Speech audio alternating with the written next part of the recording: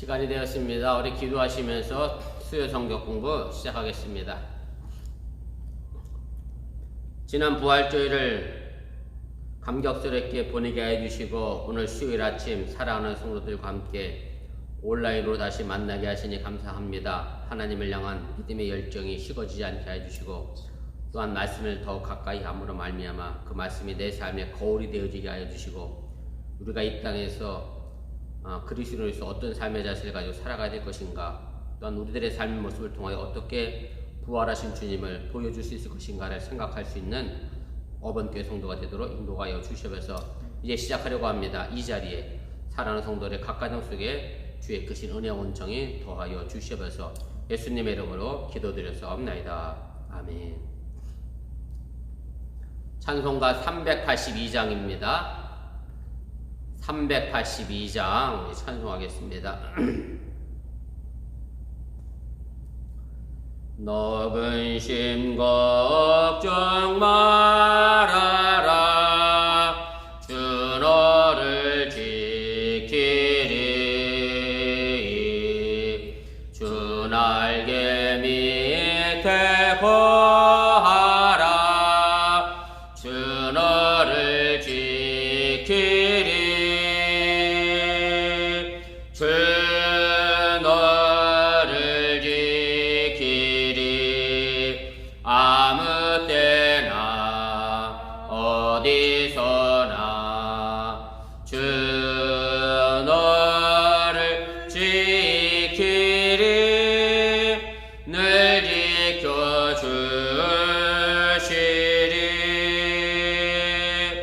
어려워 낙심될 때에 주 너를 지키리 위험한 일을 당할 때 주 너를 지키리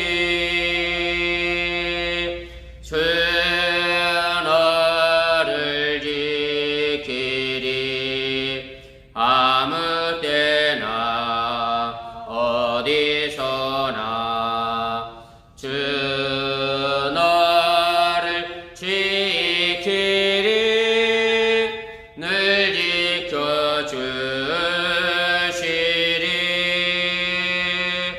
너 쓸 것 미리 아시고 주 너를 지키리 구하는 것을 주시며 주 너를 지키리 주 너를 지키리 아무 때나 어디서나 주 너를 지키리 늘 지켜주시리 어려운 시험 당해도 주 너를 지키리 구주의 품에 거하라 주 너를 지키리 주 너를 지키리 아무 때나 어디서나 주 너를 지키리 늘 지켜주시리 아멘.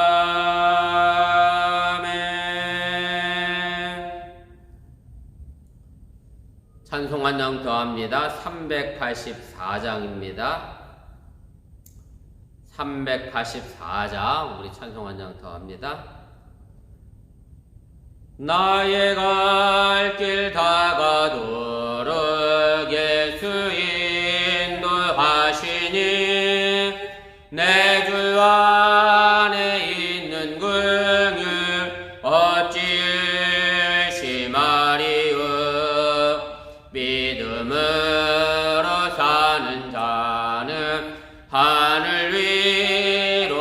받겠네. 무슨 일을 만나든지 만사형통하리라.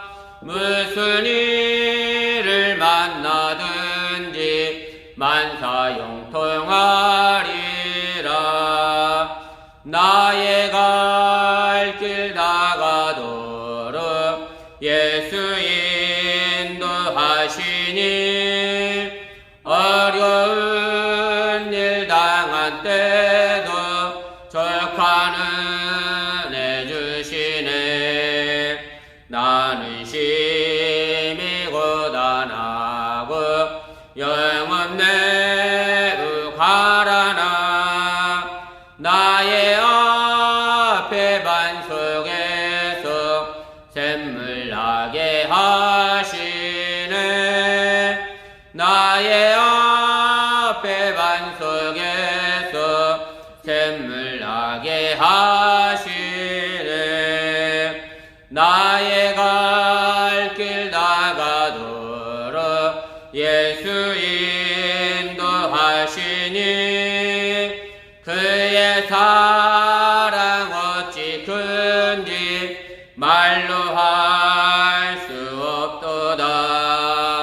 성령 감화 받은 영혼 하늘나라 갈 때에 영영 부를 나의 찬송 예수 인도하셨네. 영영 부를 나의 찬송 예수 인도하셨네. 아멘.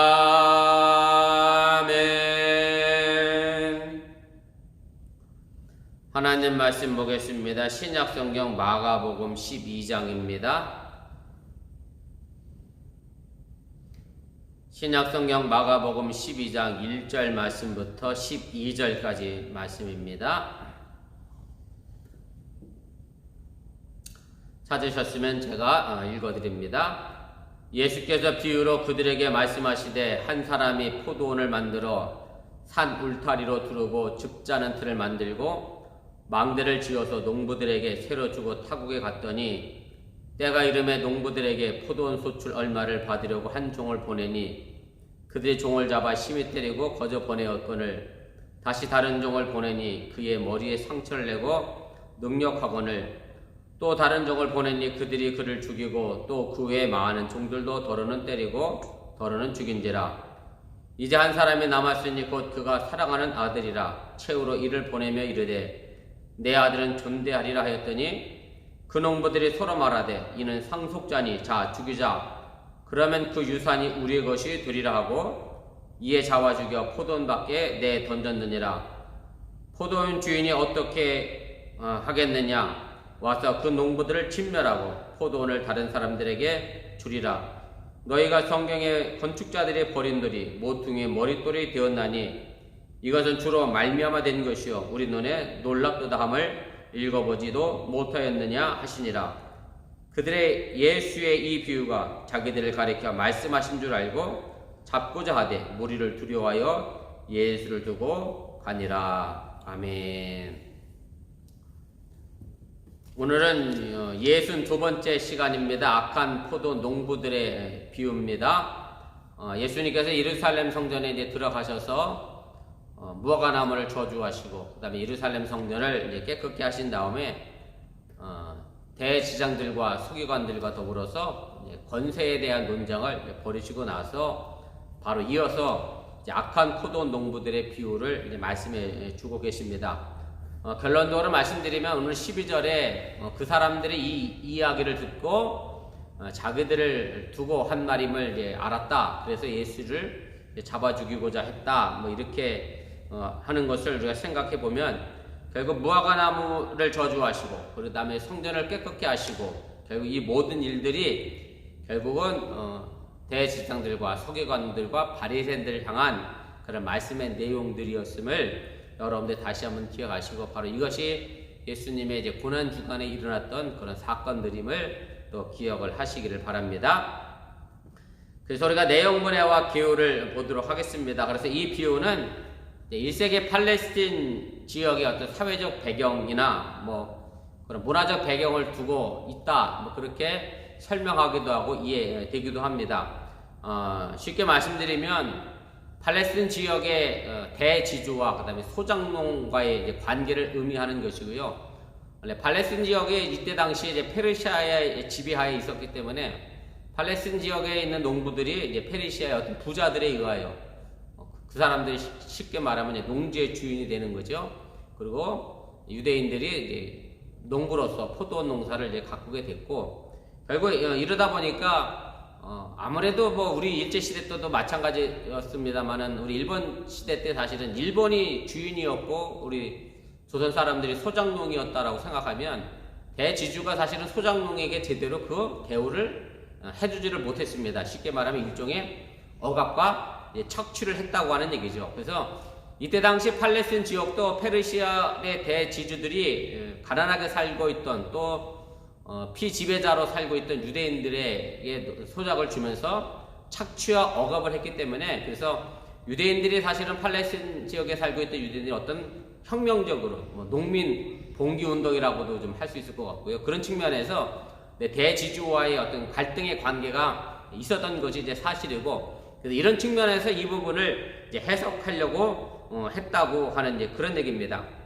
그런데 여기서 우리가 좀 다시 한번 좀 생각해 봐야 될 것은, 뭐 제가 그 1번 후반부에 썼습니다만은, 그러나 이 비유를 그 당시에 이제 사회적 배경에서보다는 이제 구약성서 배경에서 비추어 이해하는 것이 더 타당하다고 볼 수 있다. 이제 그렇게 신학자들은 이야기를 하게 됩니다. 왜냐하면 물론 제가 아까 좀 전에 말씀드린 대지주와의 관계성 속에서 그것이 뭐 합리적이고 타당한 이야기이긴 합니다만은, 그러나 오늘 본문의 비유에 말씀해 보면 오늘 주인이 사실은 이 농부들을 억압하고 착취했다라고 하는 이제 그런 내용은 등장하지 않고 있기 때문에, 그래서 농민들이 그래서 대지주와 뭐 반대해서 항거해서 뭐 투쟁하는 그런 관계를 보는 것이 아니라 구약 시대의 성경적 배경을 염두에 두고 이것이 기록된 것이 더 옳은 모습이다라고 그렇게 이제 해석을 하게 됩니다. 그래서 이 비유는 어디와 연결되어지느냐면 이제 가로 두 번째입니다.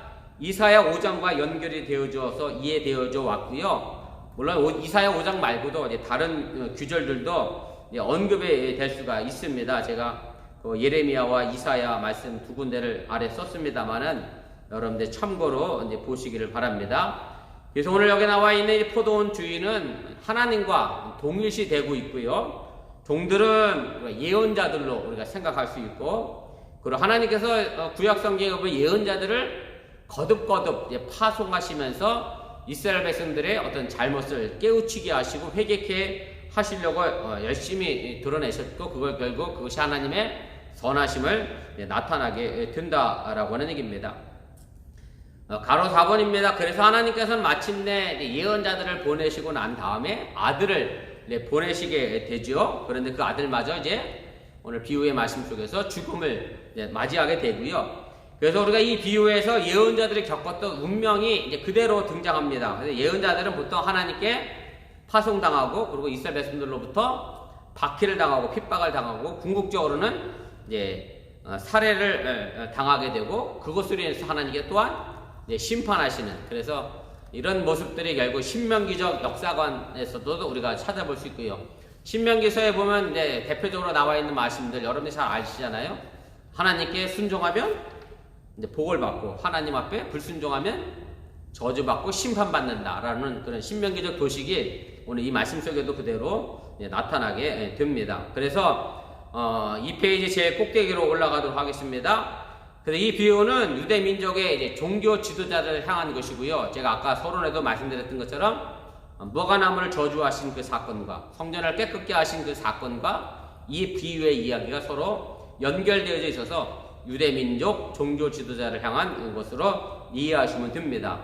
7번입니다. 그리스도가 모퉁이의 머릿돌이 된 것은 교회 사도들이 이제 새로운 농부들로서 이제 포도원을 넘겨받게 될 것이라고 하는 얘기고요. 마가복음에서 가장 많이 등장하는 내용 가운데 하나가 제가 말씀드렸던 것처럼 성전을 반대하는 성경적 내용이 많이 들었는데, 그럼 성전이 이제 끝이 났어요. 유대교회가 예루살렘 성전이 이제 운명을 맞이했으면, 그러면 그 빈자리를 뭐가 대신했느냐면 바로 초대 기독교, 그리스도교가, 그리고 12제자들이, 그 사도들이 다시 그 빈자리를 채워 나갔다고 하는 얘기고, 그래서 오늘 여기 나와 있는 이 비유의 말씀, 바로 구약 성경을 배경으로 해서 이제 마가복음 저자가 이제 초대 기독교회가, 그리스도교가 유대교와 예루살렘 성전이 차지했던 그 자리를 교회와 이제 새로운 사도들이 농부로서의 역할을 감당하고 있음을 우리에게 보여주기 위하여 하신 말씀드림을 여러분들이 기억하시고 또한 깨달으시기를 바랍니다. 우리 본문주의 차례대로 좀 살펴보도록 하겠습니다. 1절은 이사야서 5장 1절 2절과 이제 비교되곤 합니다. 그 차이가 무엇입니까? 1절 말씀의 내용입니다. 제가 아까 이 말씀 이사야 5장에 관련된 말씀이라고 제가 드렸는데, 먼저 1절 읽어드리고 이사야 5장의 말씀을 함께 또 보도록 하겠습니다. 예수께서 비유로 그들에게 말씀하시되, 한 사람이 포도원을 만들어 산 울타리로 두르고 즙 짜는 틀을 만들고 망대를 지어서 농부들에게 세워주고 타국에 갔더니, 이렇게 되어 있습니다. 자, 이사야서 5장 1절 2절 말씀은 제가 각주 아래에다가 2번으로 달아드렸는데요. 한번 보시길 바랍니다. 나는 내가 사랑하는 자를 위하여 노래하되 내가 사랑하는 자의 포도원을 노래하리라. 내가 사랑하는 자에게 포도원이 있으며 심히 기름진 사내로다. 땅을 파서 돌을 지하고 극상품 포도나무를 심었도다. 그 중에 망대를 세웠고 또 그 안에 술투를 팠도다. 좋은 포도 맺기를 바랐더니 덜 포도를 맺었도다. 이렇게 되어 있습니다. 그래서 내용상으로 보면 아주 비슷한 내용을 우리가 찾아보게 되고요. 그래서 오늘 이 비슷한 내용이지만 동시에 더불어서 차이점도 있음을 우리가 이제 발견하게 됩니다. 사모님 돈까지 방송 중에 죄송합니다. 누가 오셔서 2페이지 2페이지 보시면 됩니다. 2페이지 제일 위에 본문주에 지금 하고 있습니다. 그래서 가로 1번입니다. 1번에 1번. 비유에는 이제 이사야에서 언급된 이제 돌을 파내고 그리고 골라서 멀리 버린 일이 나와 있습니다만은, 나와 있지 않고 대신에 농부에게 이제 세를 주고라는 단어가 언급이 되어져 있고요. 그 다음에 2번입니다. 이 비유와 이사 5장의 또 다른 차이점은 뭐냐면, 본문에서는 포도 열매를 맺지 않는 것은 아닙니다. 포도 열매를 맺었는데 뭐가 문제였죠? 농부들이 그 소작물을 주인에게 내주지 않은 것이 문제였고, 그런데 이사야서는 들포도를 맺은 것이 그 차이점이 등장을 하게 됩니다. 3번입니다. 마가복음 비유에서는 이제 포도원이 열매를 맺었지만 이제 종들이 주인에게 바치지 않았다라는 말씀을 제가 드렸고요. 그래서 오늘 여기 나와 있는 여러 가지 상황 설명이 이제 등장을 하게 되는데, 산 울타리로 두르고라고 하는 얘기는 뭐 당연하게 포도원 주위에 울타리가 있었겠지요. 도둑이나 짐승을 막기 위해서 포도원 주위에 두른 울타리를 말하는 것이고, 그 다음에 즙 짜는 틀을 만들었다라고 하는 얘기는 이제 포도주를 만드는 그런 틀을 의미하는 건데요. 저도 2000년 전에 팔레스틴 지역에서 살았던 사람이 아닌지라 성서 주수학자들의 내용을 좀 빌려보면 이렇게 돼 있어요. 그때 당시 포도즙을 이렇게 짰다 그러네요. 땅 속에 2개의 구덩이를 파고 그 다음에 그 주위에 포도즙을 짤 수 있도록 한 틀을 하나 놨고, 그래서 이 포도즙집에서 발로 밟으면 이제 관을 통해서 낮은 구덩이로 내려가면서 거기 구덩이 안에 있는 항아리에 포도주가 모이게 되는 그런 역할을 하는 것이 즙 짜는 틀이라고 이제 그렇게 얘기를 합니다. 아무래도 원시적인 그런 방법이었고 도구였을 것이라 이제 그렇게 생각이 됩니다. 그 다음에 망대라고 하는 것은 이제 쉽게 말하면 우리 어렸을 때 저도 초원에서 자랐습니다만 수박밭 만들어 놓으면 꼭 뭐가 있죠? 원두막이라는 게 있었잖아요. 그 원두막에 올라가서 누가 수박 서리 하러 오나 감시하는 것처럼 아마 망대가 그런 역할을 했을 것이고, 이제 포도원을 감시하는 역할로 망대를 세웠을 것이라 그렇게 추측을 해보게 됩니다. 이제 6번인데요. 제가 이 부분은 여러 번 여러분들에게 말씀을 드렸는데, 성경 말씀을 알레고리적 해석으로 하면 좀 문제가 생긴다라는 말씀을 드렸죠. 그래서 제가 마가복음에도 이미 한번 지나갔습니다만 여리고로 내려가는 강도의 비유를 얘기하면서 여리고는 세상이고 예루살렘 성전은 하나님의 교회고 내려가는 사람은 성도인데 가다가 그래서 뭐 강도를 만났다 뭐 이런 부분을 전부 그 알레고리적 해석으로 예전에 사실은 많은 목사님들이 이제 그런 식으로 해석을 했는데 사실 이 부분도 이제 그런 식으로 해석하는 분들이 가끔 계십니다. 무슨 얘기냐면 6번 한번 보세요. 가로 6번입니다. 2페이지 1번에 가로 6번입니다. 이 구절을 은유적으로 해석해서 산 울타리를 이스라엘의 율법이나 유대인과 이방인 사이에 분리의 벽으로 또 집자는 틀을 예루살렘이나 제사 제도로 망대를 하나님의 성전으로 해석하는 이들이 있습니다만은 이런 해석은 흥미로울 수 있으나 본문 전체 맥락을 흐리게 하는 거고 그리고 이렇게 해석하는 것은 성경을 너무 주관적으로 해석하게 되는 위험성에 빠지게 된다라고 하는 얘기입니다. 그래서 예수님께서 이 비유를 말씀하시면서 단어 하나하나에 어떤 의미를 부여하셔서 말씀하신 게 아니라 결국 비유 전체적인 내용을 보기 위하여 말씀해 주신 것이지 그 단어 하나하나에 어떤 우리가 의미를 부여하고 뜻을 부여하기 시작하면 이 비유는 잘못된 해석을 만들어낼 수 있다라고 하는 사실을 여러분들이 기억하시고 물론 우리가 성경에서 예수님께서 알레고리적 해석을 통해서 말씀하신 내용도 있습니다만은 다 그렇다고 해서 모든 비유를 예수님께서 그런 식으로 뭐 단어 하나에 무슨 뜻, 단어 하나에 무슨 뜻 뭐 이런 식으로 말씀하신 것이 아니라고 하는 얘기입니다. 제가 대표적으로 말씀드린다라고 하면 여리고성으로 내려가는 그 강도 만난 사람들을 치유할 때 사마리아인이 주막 주인에게 동전 두 닙 주자고 두고 가잖아요. 그래서 실제적으로 어떻게 해석하는 사람들이냐면 그 동전 두 닙이 뭐라고 해석하는 사람들이냐면 한 동전 하나는 구약 성경이고 하나는 뭐 신약 성경이다 뭐 이런 식으로 해석하는 사람도 있거든요. 근데 예수님이 결코 그런 의미로 말씀하신 것이 아니라고 한 얘기고 그래서 이 부분도 그런 식의 해석을 하게 되면 문제가 생긴다라는 사실을 여러분들이 기억하시기를 바랍니다. 2번입니다. 왜 포도원 주인은 종들을 농부들에게 보냈습니까? 제가 오늘 2절 말씀인데 2절 말씀 읽고 다시 설명합니다. 때가 이름에 농부들에게 포도원 소출 얼마를 받으려고 한 종을 보내니 이렇게 되어 있습니다. 뭐 포도원 주인이 종들을 농부에게 보내는 것은 뭐 당연한 일이라고 하는 것 여러분들 일단 기억하시기를 바라고요. 포도원 주인이 소장인에게 농사를 지라고 소작을 주고 갔다면 당연히 때가 이르면 일정한 양의 소작료를 받는 것이 당연한 것이라고 하는 것이고 그것이 또한 관례였기 때문에 포도원 주인은 종들을 농부들에게 보내서 그 소작료를 이제 받으려고 했다라고 하는 얘기입니다. 3번입니다. 종들에 대한 농부들의 태도는 어떠했습니까? 오늘 3절 말씀입니다. 제가 3절 읽고 또 이어 설명하겠습니다. 그들의 종을 잡아 심히 때리고 거저 보내었거늘 이렇게 되어 있습니다. 그래서 농부들에게 이 포도원 주인이 종을 마가복음이나 누가복음에는 3번 보내는 것으로 이제 기록이 되어져 있고요. 마태복음에서는 이제 종을 2번 보내는 것으로 이제 그렇게 기록이 됐습니다. 그래서 제가 마태복음의 내용을 각주 달아서 아래 3페이지 제일 위에 기록이 되어져 있는데 2페이지 바로 아래에 있는데요. 보시면 제가 읽어보도록 하겠습니다. 마태복음 21장 35절 36절 말씀인데요. 농부들이 종들을 잡아 하나는 심히 때리고 하나는 죽이고 하나는 돌로 쳤거늘 다시 다른 종들을 처음보다 많이 보내니 그들에게도 그렇게 하였는지라. 그래서 마태복음에는 종을 2번 보내는 것으로 기록이 되어 있고 누가복음과 오늘 보면 마가복음에는 종을 3번 보내는 것으로 그렇게 기록이 되어 있습니다. 누가복음 20장 10절부터 12절 말씀은 여러분들이 각주에 있으니까 참조해서 보시기를 바랍니다. 우리 3페이지 제일 꼭대기로 올라가도록 하겠습니다. 그런데 농부들의 마음은 종들이 올 때마다 점점 더 완악해졌고요. 그래서 종들을 더욱 잔인하게 대하게 되고요.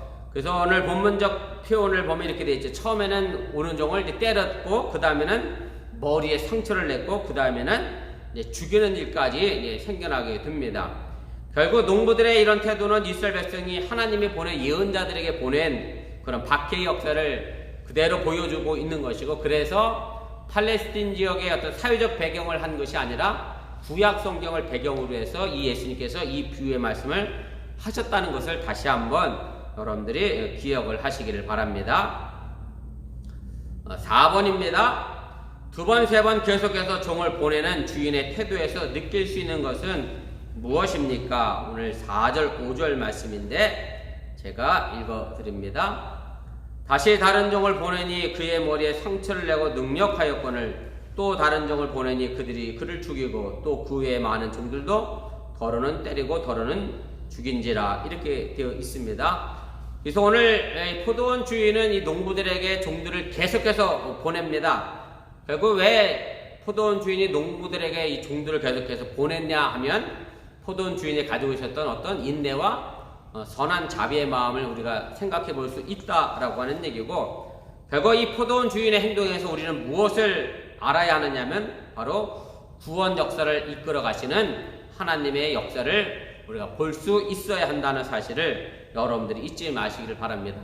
뭐 흔한 말로 이렇게들 얘기들 하잖아요. 어떤 악한 사람들을 보면 하나님은 도대체 뭐 하시나, 저런 인간 안 잡아가고 이렇게 얘기하죠. 뭐 심지어는 뭐 귀신은 뭐 하나, 뭐 저런 인간 안 잡아가고 그런 말을 합니다만은, 하나님께서 오래 참으신 것은 결국 그 사람들을 용서하시고 관용하신다는 의미가 아니라 그 사람들까지도 궁극적으로는 구원해 내기 위하여 오래 참으신다라고 하는 사실 우리가 알아야 한다고 하는 얘기고요. 그래서 사람이 참 뭐랄까요, 간사하다 그러나요?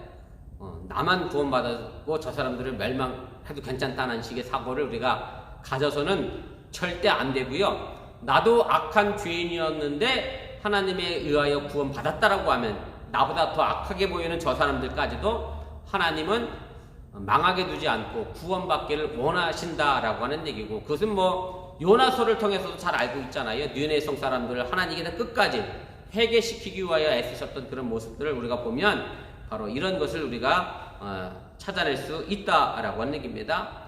가로 2번입니다. 주인은 종을 파견했지만 기대했던 대신 모욕과 구타를 당하게 되고요. 그래서 주인이 2번, 3번 종을 계속해서 보낸 것은 바로 주인이 보여줬던 인내와 관용을 보여주는 것이고, 이것에 비하여 농부들은 더 완악해 졌다라고 하는 얘기입니다. 4번입니다. 이스라엘의 배은망덕에도 불구하고 하나님께서는 선하신 은총으로 계속해서 예언자들을 보내주신 것이고, 바로 구약 성경을 배경으로 했다라고 하는 말씀이 바로 이 부분을 통하여 우리가 다시 한번 나타내지게 되고요. 구약 성경에도 보면 예언자들이 하나님에 의해서 보내졌지만 백성들에게 거부당하고 죽임을 당하는 여러 가지 운명에 처하게 됐던 것을 우리가 보게 됩니다. 제가 그 가로 5번에 그 마지막 끝자락에 제가 각주 5번 달아놨는데요. 예레미야서에 있는 말씀인데 똑같은 내용의 이야기가 기록이 됩니다. 보시길 바랍니다. 각주 5번입니다. 예레미야 7장 25절이죠. 너희 조상들이 애굽 땅에서 나온 날부터 오늘까지 내가 내 종 선지자들을 너에게 보내되 끊임없이 보내었으나가 중요하죠. 끊임없이 보냈지만 결국 이스라엘 백성들이 계속해서 거부하고 죽였다라고 하는 얘기고요. 예레미야 25장 4절이죠. 그러므로 여호와께서 그의 모든 종 선지자들을 너희에게 끊임없이 보내셨으나 너희가 순종하지 아니하였으며 귀를 기울여 듣지도 아니하였도다 라고 말씀합니다. 그래서 지금도 사실은 마찬가지죠. 지금도 많은 교회에서 하나님의 복음을 끊임없이 전하고 있지만 모든 사람들이 그 말씀에 귀를 기울이는 것은 아니라고 하는 얘기고, 부자와 거지 나사로의 비유에서도 이런 얘기가 있잖아요. 부자가 천국에 있는 거지 나사로, 예수님의 품에 있는 거지 나사로를 보면서 이렇게 부탁하잖아요. 아이고 예수님, 우리 지금 땅에는 내 형제가 아직도 5명이 더 있는데 저 거지 나사로 좀 보내서 일은 지우고 있으니까 제발 회개하고 바르게 살아라. 그렇게 좀 내려보내 주시면 안 되겠느냐? 그랬더니 예수님이 뭐라고 대답하시죠? 이미 내 말을 전하는 많은 종들이 그 땅에 있기 때문에 그 사람들의 말을 들을 것이고, 설령 거지 나사로가 부활해서 내려간다 할지라도 그런 사람은, 안 듣는 사람은 결국 뭐예요? 안 들을 거다라는 말을 해줍니다. 그래서 사실은 누가 죽었다 살아나는 게 중요한 게 아니고요. 제가 사실은 농담 삼아 그런 얘기도 하긴 했는데, 제가 대장암 수술하고 이렇게 위에서부터 아래까지 한 30cm 넘게 수술한 자국이 아직도 있거든요. 그래서 제가 처음 수술하고 나서 집사람하고 그런 농담을 했어요. 나중에 교회에서 어떤 부흥회하고 그러고, 옛날 부흥사도 진짜 그랬어요. 자기가 뭐 어땠다고 막 옷 벗어 보여주면서 수술 자국도 보여주고 그랬는데, 야 나도 이렇게 수술 자국 보여주면 저 사람들이 목사님이 하나님의 은혜로 뭐 살아났구나, 그래서 막 다 예수 믿을까? 그랬더니 우리도 그럼 저 교회 가자 그럴까 생각했는데, 사실 제가 수술장 보여줘도 안 믿을 사람은 끝까지 안 믿습니다. 문제는 그게 아니고요. 누가 죽었다 살아나는 게 문제가 아니라 하나님의 말씀에 대하여 우리가 귀를 기울이려고 하는 그런 열려있는 마음의 자세가 필요하다라고 하는 얘기고, 하나님은 끊임없이 여전히 하나님의 종들을 보내시고 있고, 여러분들이 그 하나님의 종들에 대하여 귀를 기울여 들을 수 있는 마음의 자세, 또 열려있는 마음의 자세들을 가질 수 있기를 주님의 이름으로 부탁을 드립니다. 5번입니다. 많은 종들을 죽이는 악행에도 불구하고 주인은 그의 인내와 간영을 어떻게 표현합니까? 오늘 6절 말씀입니다. 제가 읽어드립니다. 이제 한 사람이 남았으니 곧 그가 사랑하는 아들이라 채우러 이를 보내며 이르되 내 아들은 존대하리라 하였더니, 이렇게 말씀합니다. 그래서 포도원 주인의 인내는 놀랍게도 어디까지 가느냐면 자신의 사랑하는 아들을 보내는 데까지 이제 나아가게 되고요. 그것이 절정에 이르게 됩니다. 그래서 주인으로부터 위임받은 마지막 대리인은 바로 사랑하는 아들이라고 하는 얘기고요. 그래서 이 말씀이 또 그때 당시 팔레스틴 지역의 사회적 배경이나 문화적 배경을 염두에 둔 것이 아니라는 말씀이 바로 사랑하는 아들이라고 하는 단어를 통해서도 우리가 또 한번 알게 됩니다. 왜냐하면 사랑하는 아들은 가로 2번입니다. 마가복음에서 누구에게만 사용된 단어인가 하면 바로 예수 그리스도에게 사용된 단어이기 때문에 그렇습니다. 마가복음 1장 11절 말씀이죠. 우리가 이미 공부했던 내용입니다만 예수님께서 세례 받으실 때 일어났던 사건입니다. 하늘로부터 소리가 나기를 너는 내 사랑하는 아들이라, 내가 너를 기뻐하노라. 그래서 하나님의 음성으로부터 사랑하는 아들이라고 하는 얘기가 예수님께 들려졌고요. 그 다음에 마가복음 9장 7절에 있는 말씀은 예수님께서 3명의 제자들과 변화산에 올라갔을 때에 일어났던 사건의 말씀의 내용입니다. 마가복음 9장 7절입니다.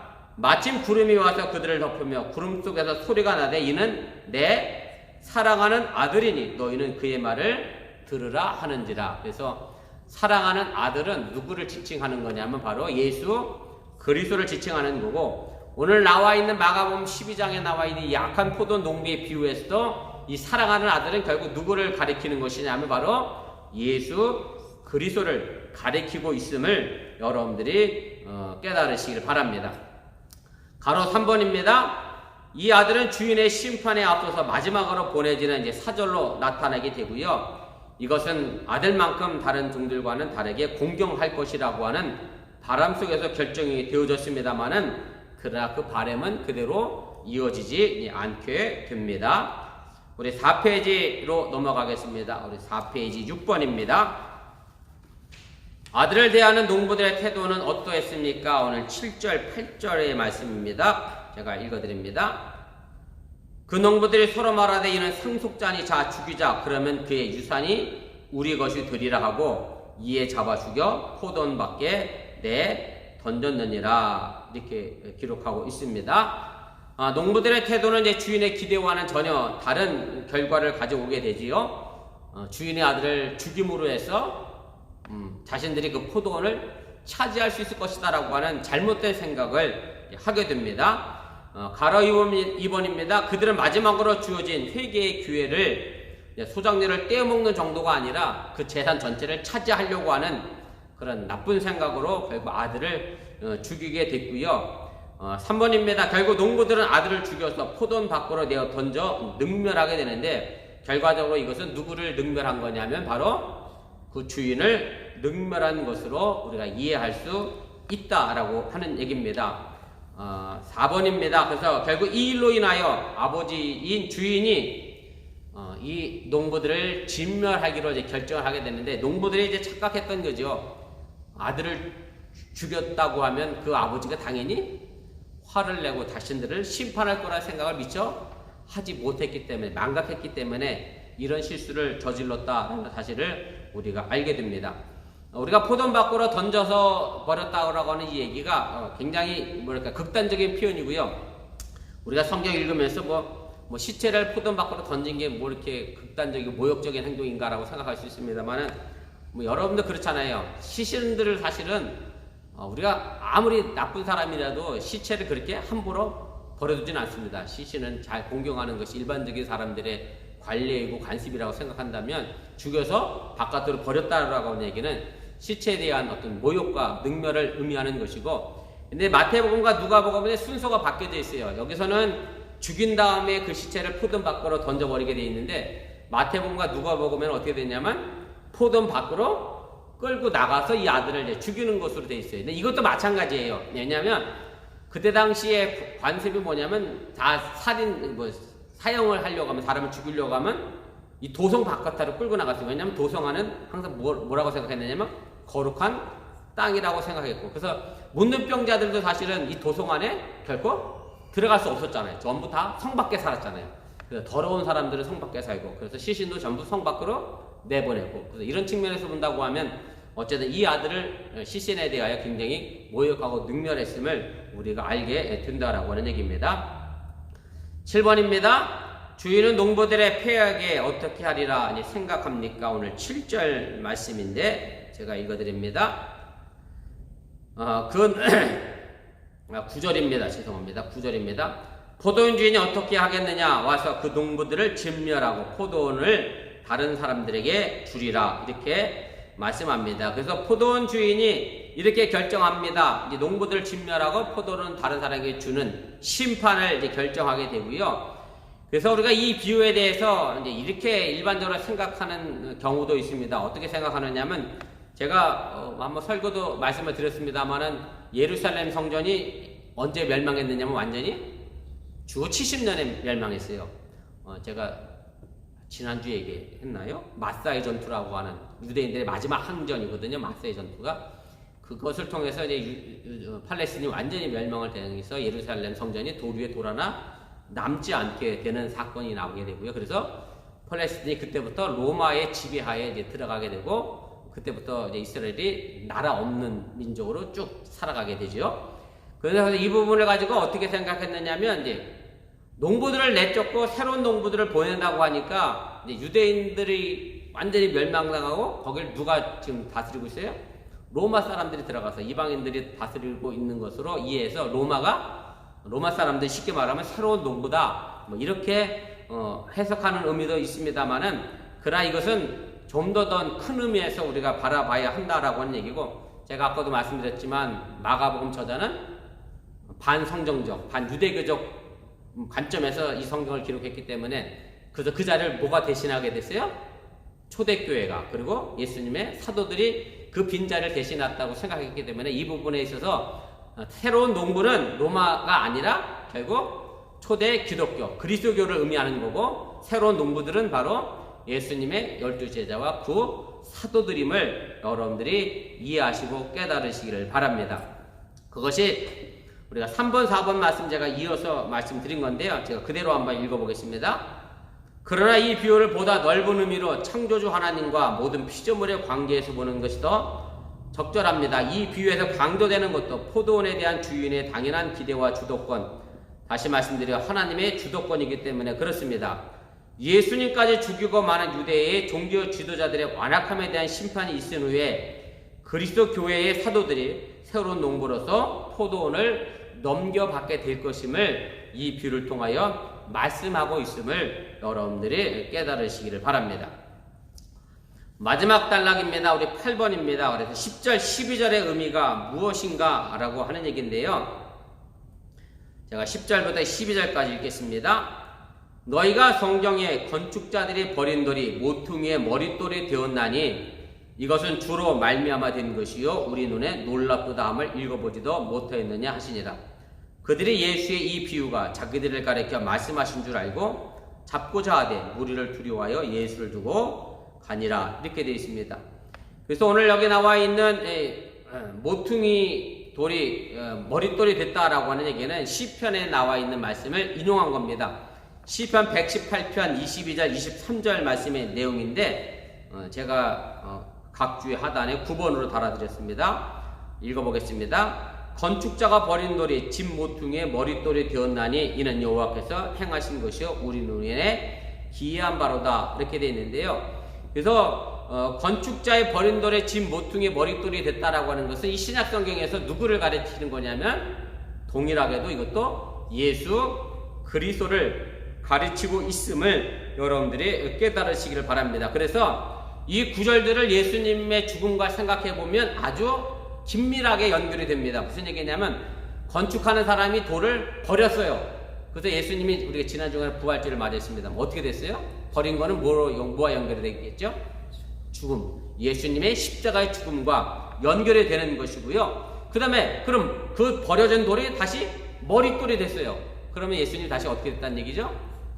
부활하셔서 초대 기독교의 주축이 되어졌다. 머릿돌이 되어졌다. 그렇게 연관이 되어지게 된다라고 하는 얘기입니다.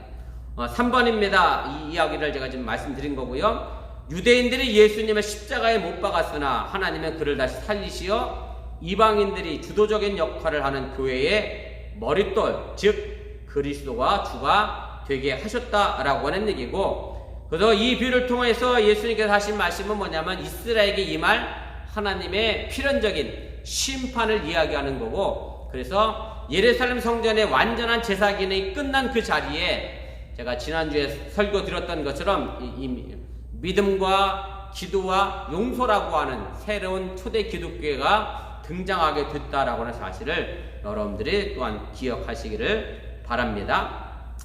5번입니다. 바로 5번 보겠습니다. 12절에서 분명하게 부각되었듯이 이 비유의 총종은 누구냐면 바로 예수님을 죽이기로 결정했던 산헤드린 공회원들이고요. 대제사장들과 서기관들과 바리새인들이었고, 마지막 페이지 5페이지 제 꼭대기로 가겠습니다. 예수님에 의해서 유대 종교 지도자들의 기독권 확보와 탐욕스러운 행동들이 낱낱이 이제 폭로가 되어진 것이고, 그래서 마가복음서를 읽어가는 우리 독자들은 이것으로 인해서 결국 예수님께서 십자가에 못 박혀 죽게 될 것이라고 하는 것을 더 확실하게 예견하게 된다라고 하는 얘기입니다. 가로 7번입니다.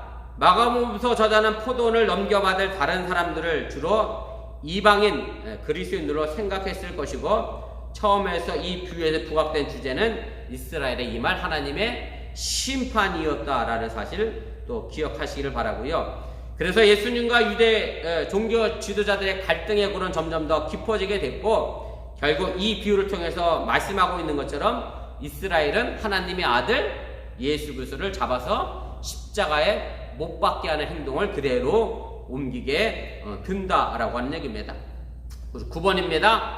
그러나 무화과 나무가 뿌리로부터 마른 것처럼 농부들이 진멸되고 포도원이 다른 사람들에게 주어진 것처럼 이스라엘은 자신들의 특권을 잃어버리게 될 것이라고 하는 무서운 경고가 바로 이 비유를 통해서 전해진 것이고요. 제가 누누이 여러 번 여러분들에게 말씀드렸습니다만 이것이 이 경고가 단순하게 유대 종교 지도자들 예루살렘 성전 2000전에 예수님께서 하셨던 그 경고로만 우리가 받아들여서는 아니 되고, 지금 이 시대에 우리 교회도 제대로 그 역할과 사명 감당하지 못하게 되면 우리도 뿌리째 무화과 나무처럼 말라 버릴 수밖에 없다고 하는 사실을 여러분들이 꼭 기억하시기를 바랍니다. 제가 여담으로 이 말씀 드리고 오늘 말씀을 정리하려고 합니다.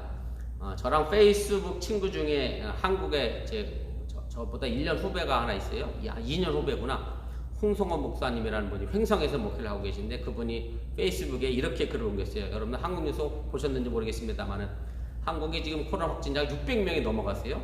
그런데 또 그게 어디서 시발점이 됐느냐면, 저도 참 그게 궁금한데, 무슨 자매교회라나요? 전국에 뭐 자매교회가 여러 개 있는데 성령 치유 집회를 한다고 모여갖고서 그거 하는 바람에 그 교회를 통해서 100 몇 명이 감염됐고, 횡성에도 아마 그 자매교회라는 교회가 하나 있나 봐요. 그래서 그 교회가 폐쇄가 됐다 그러면서 그분이 이렇게 글을 옮겼어요.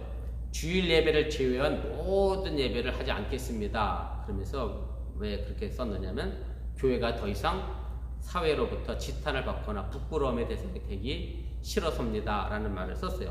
근데요, 제가 왜 그분의 말을 인용합니다. 물론 그 교회가 100몇 명이고 나머지는 500몇 명은 다른 데서 했겠죠. 그래서 뭐 주점에서도 나왔고 뭐 어디 콜센터에서 나와 있어 뭐 그렇게 됐는데, 근데 이제 어떻게 생각하는 사람들도 있느냐면, 이 부분을 왜 교회를 저 주점이나 이런 거랑 똑같은 동급에서 놓고, 저기도 그랬는데 왜 교회만 자꾸 갖고 뭐라 그러냐 그러는데, 사실은 제가 오늘 아침에도 집사람과 얘기를 했습니다만은, 주점하고 교회를 같이 놓는 것 자체가 사실은 굉장히 부끄러운 일입니다. 굉장히 부끄러운 일이에요. 우리 부끄러워해야 되는 거예요. 교회는 그래도 세상보다는 조금 더 똑같진 않더라도 나아져야 하잖아요. 교회가 그래도 세상을 이끌어가는 위치에 있다고 하면 그들보다 조금 더 나은 의식을 가지고 있어야 하고 도덕적인 어떤 윤리의식을 가져야 하는데 왜 교회만 핍박하느냐 그렇게 생각할 게 아니라 이 교회가 이 사회에 대해서 제대로 그 역할을 하지 못하니까 참 우리가 부끄럽다 이런 생각을 가져야 되는데 일부 보수 기독교인들이 그러잖아요. 우리 교회를 왜 핍박하고 박해하느냐. 저는 뭐 그렇게 생각 안 하고요. 우리 교인들이 더 사실 이런 부분에 대해서 좀 부끄럽게 생각하고 우리가 어떻게 하면 더 하나님 앞에 바로 설 것이냐. 우리가 정말로 뿌리째 말라버리는 무화과 나무가 되지 않기 위해서 우리는 어떻게 제가 지난주 부활절 설교 때도 말씀드린 것처럼 우리의 모습을 통해서 어떻게 예수의 모습이 보여질 것인가를 우리가 생각해야지 예수의 모습이 부활하신 예수의 모습이 보여지긴커녕 부활하신 예수님을 다시 잡고 십자가에 못 박는 모습만 보여줘서는 안 된다라는 것을 꼭 기억하시고 우리 어번교회가 정말로 코로나 팬데믹 이후에 부활하신 예수님의 모습을 보여주는 그런 교회가 될 수 있기를 주님의 이름으로 간절히 축원을 드립니다. 우리 말씀을 기억하며 우리 1분여 정도 우리 합심해서 함께 기도하겠습니다. 오늘 악한 포도원 농부들에 대한 비유인데 정말 우리가 악한 포도원 농부는 아니었는가 우리가 좀 다시 한번 생각해 보시기를 바라고요. 주님 앞에 새로운 농부로서의 역할을 잘 부여받아 새로운 포도원들을 잘 가꾸어낼 수 있는 저와 여러분들이 될 수 있도록 기도해 주시길 바랍니다.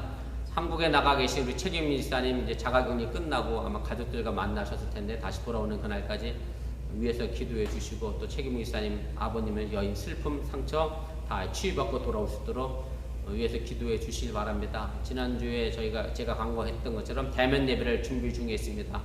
가능하면 4월달까지 특별한 문제 없으면 4월까지 온라인 하고요. 5월부터는 전면적으로 대면 예배를 할 생각입니다. 위에서 기도해 주시고 물론 아직 코로나가 뭐 완전히 족식된 건 아니기 때문에 여러분들 마스크 꼭 쓰시고 방역수칙도 잘 지켜주시길 바라고 이런 와중에 성도들의 가정 속에 어떤 경제적 문제 때문에 어려움 당하지 않도록 위해서 기도해 주시고 또 성도들 가정 속에 여러 가지 알지 못하는 기도 제목들 많이 있습니다. 서로가 서로를 위해서 기도해 주시면 고맙겠고요. 특별히 이런 코로나 와중에서 영주권 진행 중에 있는 가정들도 있습니다. 아마 코로나 때문에 많이 지연되고 있는 걸로 알고 있는데 잘 진행되어서 미국 생활 하는데 어려움 없도록 위해서 기도해 주시기 바랍니다.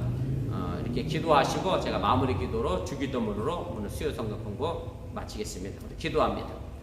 사랑의 하나님 고맙습니다. 오늘 시간에 부족한 중에 잠시 말씀을 전했습니다. 행여 제가 잘못 전한 것이 있다고 하면 저들 마음과 생각 속 사라지게 도와주시고 하나님의 은혜의 말씀만 하나님의 구원의 말씀만 저들 마음속 깊은 곳에 자리 잡아 하나님의 영광을 드러낼 수 있도록 인도하시고 함께하여 주시옵소서. 우리가 악한 포도원의 농부의 비유에 관한 말씀을 잠시 드렸습니다. 이스라엘 백성들이 특별히 유대교의 종교 지도자들이 악한 포도원 농부였음을 우리가 압니다. 이제 2000년이 지난 우리 초대 기독교의 모습에 이어 지금의 기독교의 모습이 또한 악한 포도원의 농부의 모습은 아닌가 우리들 스스로가 반성하게 하여 주시면서 단순히 종교 지도자들의 문제만이다. 나는 성도니 나는 평신도니 아무 상관없다라고 생각하지 않게 도와주시고 이 앞에 서 있는 부족한 종뿐만 아니라 사랑하는 모든 성도들이 정말로 이 사회 속에서 교회로서 또한 아버지 하나님 그리스도로서 어떤 역할과 사명을 감당해야 될 것인가를 생각해 보도록 인도하시고 함께하여 주시옵소서. 이제 아버지 하나님 우리 이 아버지 믿음의 성도들이 이 지역사회에 대하여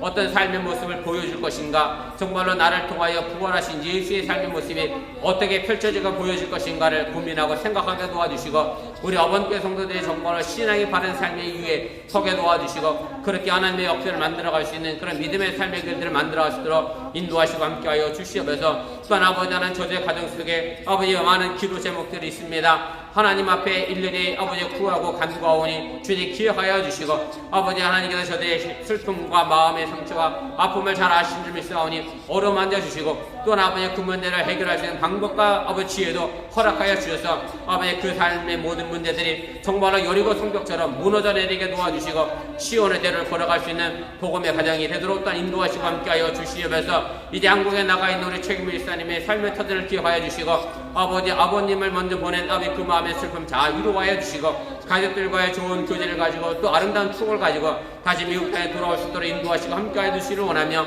또한 아버지 하나님 코로나 팬데믹 상황에서 경제적 문제 때문에 어려운 만나는 가정 없도록 도와주시기를 원하고, 또한 왜 건강의 문제 때문에 어려운 일 만나지 않도록 주님께 눈동자가 지키시고 보호하여 주시옵소서. 이제 우리가 5월부터 본격적으로 대면 예배를 준비하려고 계획 중에 있습니다. 하나님 속히 이 코로나가 종식되어지게 도와주시고, 많은 아버지 성도들이 또 2차까지 그 아버지 백신 주사를 마저 맞고 있는 가운데 있어하니 그 부작용 또한 최소하게 해주시고, 모두 건강한 모습으로 아버지 자신의 삶의 위치를 잘 지켜나가며 하나님의 영광을 드러낼 수 있는 복음의 가정들이 되도록 인도하시고 함께하여 주시옵소서. 오늘도 저দের 가정을 위하여 기도하고 있는 모든 기도 제목들마다 주님께서 기억하여 주시고, 저দের 삶의 문제를 해결하고 아버지 하늘 보좌를 움직여 저দের 삶의 문제가 해결되는 믿음의 역사를 또한 이룰 수 있도록 인도하시고 함께하여 주시옵소서. 오늘 한날의 삶을 온전히 주님께 맡깁니다. 저들이 걸어가자고 하는 삶의 발걸음 속에 주님께서 동행하여 주셔서 밝은 빛이 드러나게 도와주시고 주의 영광을 나타내 보이시는 아름다운 발걸음 되도록 인도하시고 함께하여 주시옵소서. 믿습니다. 사랑의 하나님, 오늘 시간에 마음을 같이하여 기도했습니다. 짧은 시간에 일일이 자세히 하나님 앞에 간구하지 못하였을지라도 하나님께서 저들의 형편과 처지를 잘 알고 계시는 믿사오니 크신 긍휼과 은혜를 베풀어 주시고 저들 삶에 놀라운 기대의 역사를 또한 만들어가도록 인도하시고 함께하여 주시옵소서. 우리가 이 땅에 살다 보면 참 사망의 음침한 골짜기를 만날 수밖에 없습니다. 그럼에도 불구하고 여전히 하나님이 우리에게 있어서 지팡이가 되어주시고 막대기가 되어주시기에 그 사망의 음침한 골짜기를 건너갈 수 있을 믿사오니 주여 살아난 어번께 모든 성도의 삶의 전 속에 푸른 초장과 실만한 물가로 나아가게 하여 주시옵소서. 이 모든 말씀 예수님의 이름으로 간절히 기도드렸사옵나이다. 아멘. 하늘에 계신 우리 아버지여, 이름이 거룩히 여김을 받으시오며 나라의 마옵시며 뜻이 하늘에서 이루어진 것 같이 땅에서 이루어지이다. 오늘날 우리에게 일용할 양식을 주옵시고 우리가 우리에게 주신 대를 사하여 준 것 같이 우리 죄를 사하여 주옵시고 우리를 시험 들게 하지 마시옵고 다만 악에 쏘고옵소서. 대개 나라와 권수와 영광이 아버지께 영원히 있사옵나이다. 아멘. 감사합니다. 성경 공부 마무리했습니다. 다음 주일에 예배 시간에 뵙도록 하겠습니다.